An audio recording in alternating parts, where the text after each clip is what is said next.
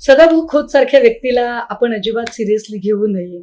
काय एक बरीच वर्ष अडगळीत पडलेला माणूस भाजपाने MLC दिली म्हटल्यावर त्यांची तळी उचलणं त्याने फार स्वाभाविक आहे. हा, पण आपण देवेंद्रजी या राज्याच्या मुख्यमंत्री पदावरच्या व्यक्तीला मात्र निश्चित सिरियस घेतलं पाहिजे.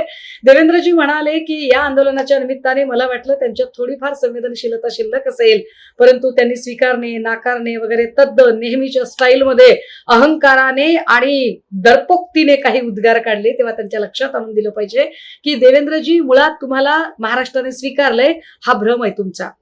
महाराष्ट्राने तुम्हाला काय पद्धतीने नाकारलेलं आहे हे एकदा जरा सगळ्या सोशल मीडियाच्या कमेंट वाचून बघा. ज्या मेन स्ट्रीमचे जे सगळे चॅनल्स आहेत त्या चॅनल्सच्या खाली सुद्धा लोक तुमच्याबद्दल काय बोलतात, लिहितात, तुम्हाला कोणत्या टोपण नावाने हाका मारतात आणि तुमच्याबद्दल काय परसेप्शन तयार लोकांनी केलेलं आहे ते एकदा समजून घ्या, मग कळेल. आणि हो, फक्त महाराष्ट्रानेच तुम्हाला नाकारलंय असं अजिबात नाहीये देवेंद्रजी. तुमच्या पक्षातल्याही अनेकांनी तुम्हाला मनोमन अजिबात स्वीकारलेलं नाही. मग ते विनोद तावडे असतील, चंद्रकांत पाटील असतील, किंवा पंकजा मुंडे असतील, किंवा आशिष शेलार असतील, किंवा तुमच्या प्रवक्त्यांमधले सुद्धा अनेक जण.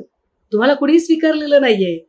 अहो, पक्षातल्यांचं सोडा, राज्यातल्यांचं सोडा, तुम्ही ज्या दिल्लीश्वरांच्या ज्यावर इथे त्यांच्या इशाऱ्यावर इथे निर्णय घेता ना, त्या तुमच्या दिल्लीतल्या अमित शहांनी सुद्धा तुमच्या मुख्यमंत्री पदाच्या खुर्चीखाली फटाके लावायला सुरुवात केली आहे बरं का.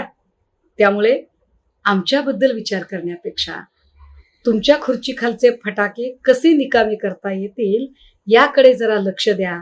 आणि हो, विद्यार्थ्यांबद्दल बोलताना फक्त एवढाच विचार करा की त्या विद्यार्थ्यांच्या ठिकाणी जर एखाद्या मंत्र्याची, आमदाराची, खासदाराची जर पोरं पोलिसांच्या काठीने जखमी झाली असती तर तुमची काय प्रतिक्रिया असती.